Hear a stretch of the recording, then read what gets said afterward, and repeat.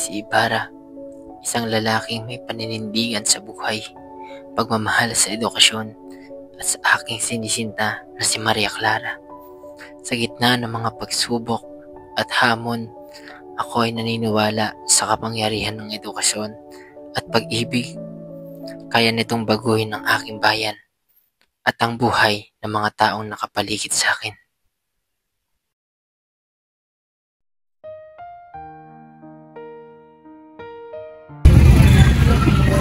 Grabe, nakakamiss talaga makabalik dito sa Pilipinas. Napakalaki ng pagbabago. Pero masaya ako. Makikita ko na ulit si Maria. Excited pa naman ako ibigay ang surpresa ko sa kanya.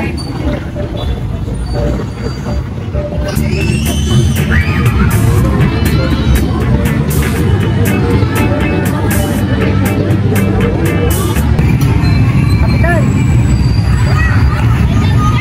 Nagagala ko po kayo muling makita.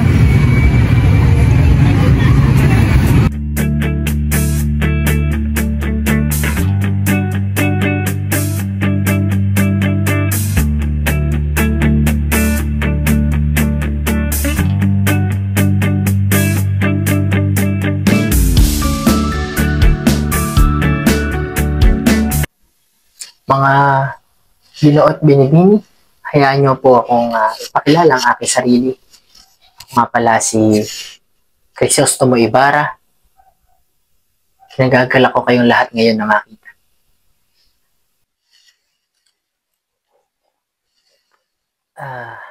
Napakasarap talaga ng mga pagkain dito sa Pilipinas. Talagang nakakamiss mga pagkain dito. Matapos po ang 7 taong pag-aaral sa Europa, nakakatuwa lang isipin na nakabalik na ako sa ating bayan.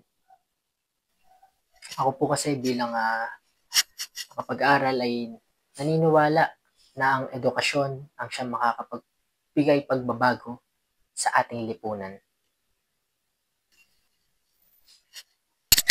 Balak ko na magtayo ng paaralan sa lugar ng San Diego upang bigay pagpupugay sa aking yumaong ama. Padre, anong yung dahilan? Bakit mo pinararatangan ng aking ama? Wala siyang kasalanan. Di yan totoo, Padre.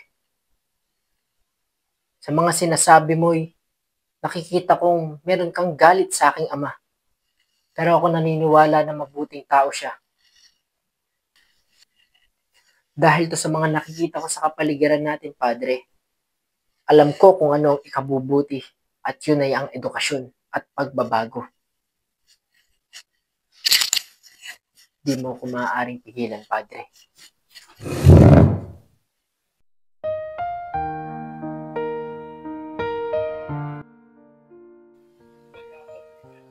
Maria?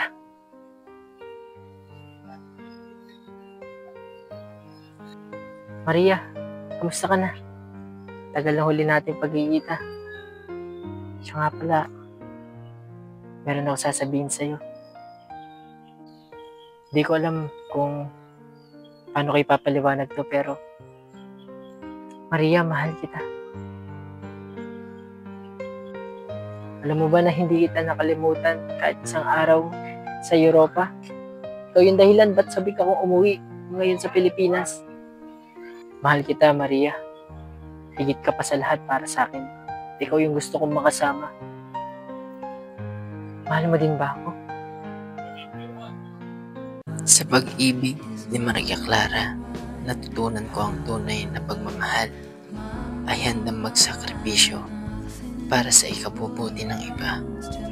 Mahal ko ang aking bayan. Ngunit ang pag-ibig ko kay Maria Clara ay walang katapusan.